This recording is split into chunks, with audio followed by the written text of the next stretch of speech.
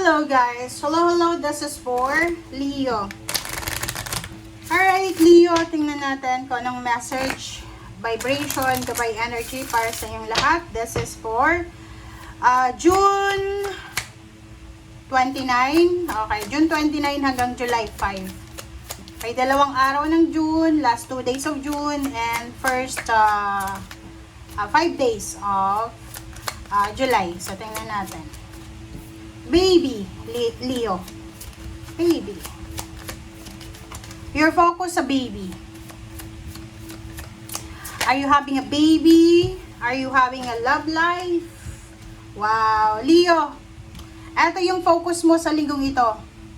Ang focus mo ngayon, babae ka man or lalaki, kung wala kang asawa, single ka, ang focus mo is magkaroon ng anak.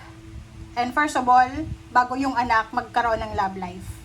Kung may asawa ka na, may anak ka na, ang nakikita ko sa'yo ngayon, Leo, kung lalaki ka man or babae, kung may mga temptation kayo, may mga tao na gustong pumasok sa buhay nyo, sa marriage nyo, pag-isipan nyong mabuti, kasi may anak kayo, may sarili na kayong love life, so sinasabi na dito na lang kayo mag-focus sa kung anong meron kayo.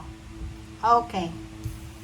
Kung ikaw naman ay buntis, you're expecting a baby, parang sinasabi ng barahan na to na you need to prepare for it. Okay? Pwedeng ito yung due date mo sa linggong ito. So, kailangan focus ka sa pregnancy mo or sa kung ano man yan. Kailangan bigyan ng focus ngayon.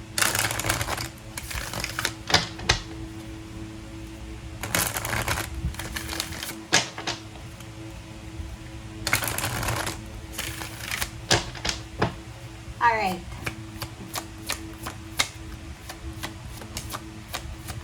OMG, ang dami na ito. Okay lang. Emotional loss, 5. Harmony. Emotional withdrawal, 8. Mental conflict. Prosperity begins. OMG. So, eto na nga, Leo. Sa lahat ng area sa buhay mo to nakikita ko sa'yo dito, medyo naguguluhan ka. May mental conflict dito, so sinasabi ng barahan na medyo naguguluhan ka. Confused ka. Makakaramdam ka ng confusion sa ngayon. Sinasabi ng barahan sa'yo dito na, lalo yung mga single na Leo na hindi nyo alam, like may edad na kayo, babae man or lalaki kayo, medyo naguguluhan kayo kung mag-aasawa pa ba kayo or magkakaroon ng anak. Medyo traumatic na yung nangyayari sa inyo. So, conflict. May conflict ka mentally. Okay? So, nakikita ko sa'yo dito, if ever na hindi ka sigurado, confused ka, kailangan mo munang mag-isip-isip. Okay? Mag-emotional withdrawal ka muna this week. Okay? Kasi ang nakikita ko sa'yo dito, kahit, like yung iba na bata pa naman, like nasa below 30, below 40, tapos traumatic yung naging experience nyo sa love life nyo before, parang ayaw nyo nang mag-asawa, ayaw nyo nang magkaroon ng relationship. It's because natatakot kayo na masaktan, okay? You're worried, you're stressed, you're confused, parang ganon. Okay, sorry. Alright, but dito sa barahang to, sinasabi ng baraha sa'yo, Leo, na huwag kang matakot, okay? Huwag kang matakot na magmahal ulit. Okay? So, ang nakikita ko sa iyo dito, doon sa may mga Leo na like, yun, confused ka nga kung magkakaroon ka pa ba ng relationship, magpapakasal ka pa ba, or kung ano pa man. Sabi ng baraha sa iyo dito na may ex ka, or may dati kang love life na posibleng babalik sa'yo. And yung dati mong love life na to ay posibleng yayayain ka niya na magpakasal, yayayain ka niyang magsimula ulit. Okay? Parang ganon yung energy natin dito. Yayayain ka niyang magkaroon ng relationship ulit. Comment sa comment section if you are resonated. Dito, tingnan mo. Kita nyo ba?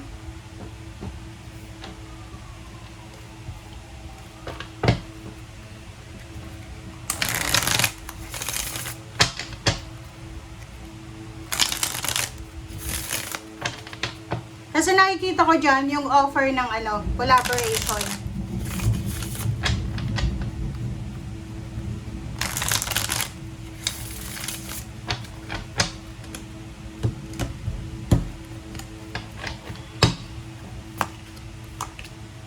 Okay, Ace of Swords and the Lover. So, kung makikita mo dito yon, makakatanggap ka Leon ng message regarding sa love. So, kung babae ka, possible na may mag-add sa'yo sa social media accounts mo. And then, yun, makakatanggap ka ng love offer. Or pwedeng, yun nga. Sabi ng barahan na to, huwag tayong magpadalos-dalos. Huwag tayong mabilis gumawa ng aksyon, Leo. Na yung Source and Magician, wag mong gawing magic ito ngayong linggong ito. Wag kang tatanggap, wag kang officially kayo na or officially tatanggapin mo yung pagmamahal niya. Okay, ingat ka. Sabi ng baraha sa'yo dito, you have choices, you have several choices, several. It's either you accept it or you decline. So, pag-isipan mo, kung hindi ka sigurado, kung confused ka, syempre pag-isipan mong mabuti. Okay, next is King of Swords and Hierophant. Ang nakikita ko sa'yo dito, ang kailangan mo is hindi love life. Kailangan mo ng katulong, Leo. Parang halimbawa, kahit na may edad ka na, hindi mo masyadong priority yung pagkakaroon ng anak siguro, or love life. Yung priority mo is someone na magiging companion nyo, na tutulungan ka sa mga obligations mo, duties and responsibilities. Kasi, yun na nga, sabihin na natin na takot ka na masaktan. Ayaw mo din magpakasal. Nakikita ko sa'yo dito, ayaw mo magpakasal, takot ka na masaktan, na maiwanan. Diba? So, naguguluhan ka. Sobrang gulo ng isip mo. So, nakikita ko sa'yo dito na hirap ka na, like, sabihin natin, may nagkakagusto sa'yo. Gusto mo naman, pero yung ino-offer sa'yo love, pero yung gusto mo sa kanya is companionship. Gusto niyang magkaanak, ikaw ayaw mo magkaanak. Or the other way around. So, medyo naguguluhan ka. Okay. So, dito sa barahang ito, about naman sa money, magiging sobrang masaya ka. Kasi, may mga job offers, several options and choices. May mga tao na willing kang tulungan para makapasok sa isang company. May mga tao dito na sobrang generous. Tutulungan ka nila para magkaroon ng mga connection sa trabaho. Okay? Thank you. Bye!